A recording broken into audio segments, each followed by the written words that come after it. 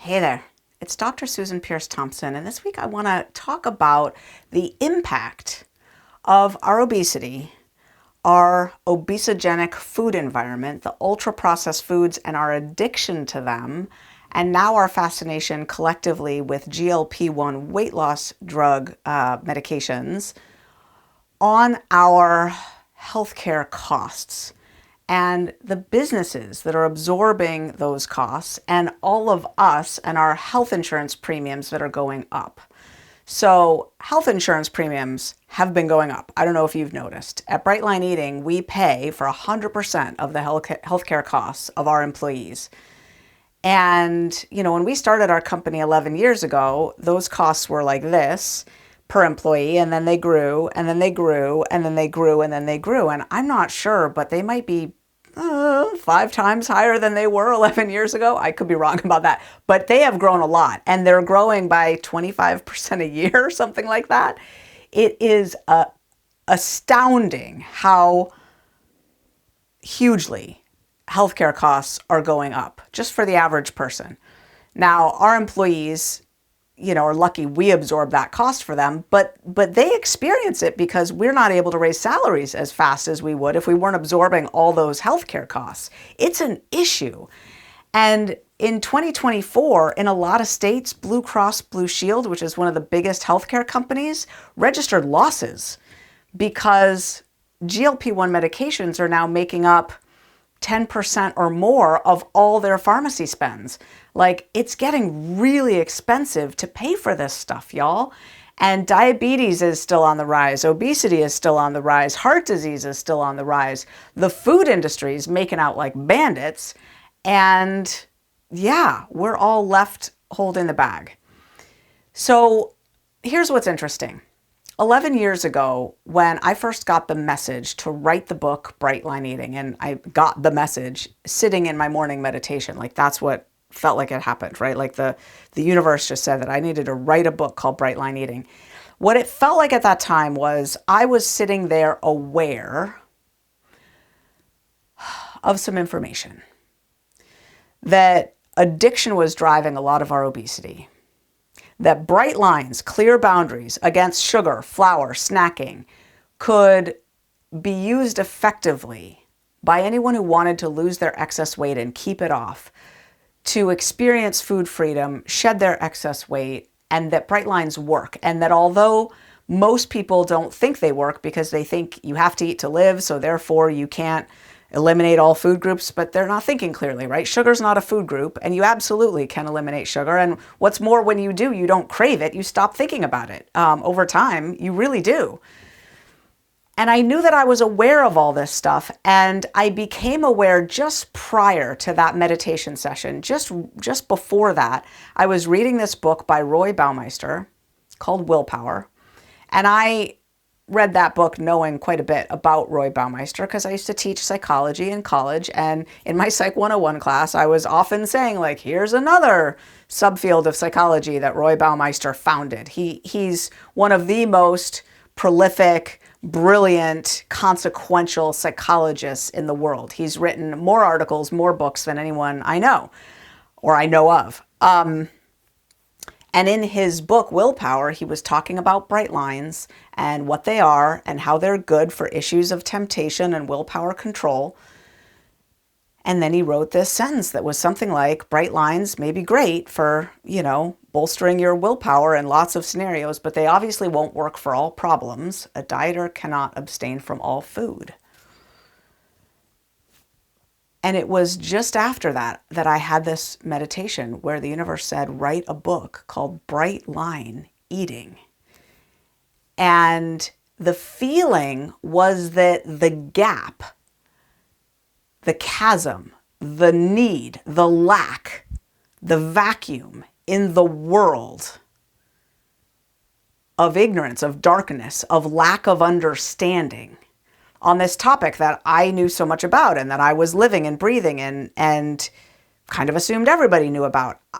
In that moment that I read that bit in that book, I realized, no, people don't know about this. And if I don't write this book and get it out there in the world, New York Times bestseller, read by thousands of people, If I don't get this book out in the world, that darkness will persist. You know, maybe not absolutely, maybe not forever, but for longer than it needs to. Get this book out in the world. And the need in the world pulled this book out of me. And as I stand right here today, it feels like something very similar is happening. Over the last few years, I've been watching the landscape unfold. I've been watching people flock to GLP-1 medications in droves. I don't think that's such a bad thing. I'm very neutral about these medications. I am pro-choice. I'm not pro-medication. I am pro-choice about the medication. I think that they're a good tool for a lot of people, but they don't solve the problem. They're a tool that is part of the solution for a lot of people. I'm fine with that, but they're not a silver bullet. And 85% of people are getting off of them within 2 years because they come in with expectations that it's just going to solve the problem. And then they lose some weight, but then they plateau out. They're getting off the drug. They're regaining their weight. Basically, these drugs have created yet another revolving door in the endless cycle of dieting that people are experiencing. That's not helpful. They need to be paired with a program that is sustainable, that is long-term. So I'm watching people not understand that, and I'm watching companies hemorrhage cash, health insurance companies, and then all the big companies. I mean, Brightline Eating pays actual premiums. We pay for Blue Cross Blue Shield or whatever health insurance our employees sign up for. Most big companies don't do that anymore. As a matter of fact, we've considered stopping. Like, the premiums themselves are so expensive. You feel like you'd do better just paying the bills directly yourself, which is what most big companies do. They're self-insured. They're not going through insurance companies. They are the insurance company. They've got enough employees that they just make employees pay for some of their healthcare costs, and they're the insurance company. And then they cover whatever expenses there are. You know, these big companies, IBM and Amazon and Cisco and, you know, Microsoft, these companies don't use health insurance companies. They self-insure. And they're all drowning from GLP-1 medication costs, if they're covering them at all. Now, a lot of companies aren't covering them, and then they're just being beset by people complaining, like, how come you're not covering this? But they're still paying for the diabetes. They're still paying for the heart disease. These are all things that Brightline Eating could help with so much. I'm starting to feel like the need of the people who need a solution and the companies who need there to be an effective solution is pulling Brightline Eating into the space. I'm feeling like Susan Pierce Thompson and Brightline Eating used to be Velcroed together like this. And I'm feeling Brightline Eating breaking away and yearning to become the business-to-business solution that these companies need, because they do. They need someone to come in and say, we've got a behavioral, non-pharmacological solution that can produce the same weight loss results as those drugs, and oh, by the way, treat the diabetes and the heart disease even more effectively. Partner with us. And way cheaper than GLP-1 medications. No one else can do it. I'm looking around, I'm like, nobody else can do it. If we don't step up and become that solution, I don't know that anybody else will. The companies will just keep spending all this money or denying coverage for GLP-1 medications. People keep paying for GLP-1 medications, going on them, getting off them, going on them, getting off them. Round and round they go. The diabetes will keep going up. The heart disease will keep going up. The obesity will continue to not be solved. Steady state, year after year after year. We got to get involved. So here's what we're going to do. We're going to start to explore the business-to-business space. Maybe you can help. Are you in HR in a company of over 500 people, or the C-suite, or in finance, or in benefits, or something like that? Are you married to someone who is? Do you know someone who is directly a decision maker at one of these companies? Maybe a big company with 10,000 employees, 50,000 employees.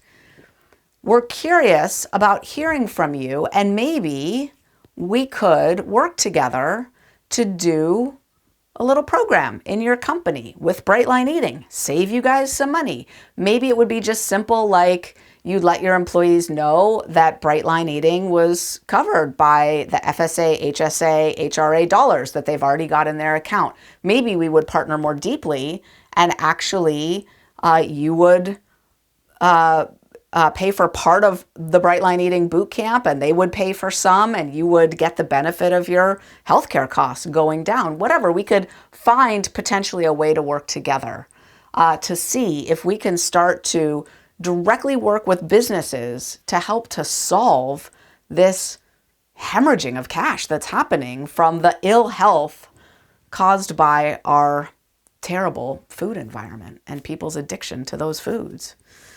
So what we've got down below this vlog is just a simple link to a very simple Google form. Just asking like, who are you? What company? How large is it? Etc. Fill out that form if you're, someone who is associated with a company that might be interested. What'll happen is someone from the Bright Line Eating team will be back in touch with you within 72 hours. We've got a beautiful 2-page little trifold that you could give to people at your company to explain the basics of what Bright Line Eating is. And we'd be looking to set up a meeting to just talk about, getting the ball rolling, what it might look like, just very preliminary conversations. And then we'll take it from there if anything makes sense. So yeah, just let's get going on this. We have other avenues that we're pursuing as well for longer term, bigger picture, more professional, like let's really build out an offering and work with some large companies. But I was also just curious, we've got a lot of people in our network, and there's nothing like a warm introduction from someone who's actually been benefiting from Bright Line Eating. So I was just curious, maybe we got someone in our network that would be interested in taking Bright Line Eating into their company. So yeah, Bright Line Eating is going to be looking to move more and more in this direction because it's needed. And if we don't step up, I don't think anyone else will. And it's the calling. It's like the vacuum, the gap, the need is pulling Bright Line Eating forward into that space. I think it's where the future lies for us. So yeah, click down below if you're one of those folks. If not, yeah, thanks for watching. That's the weekly vlog. I'll see you next week.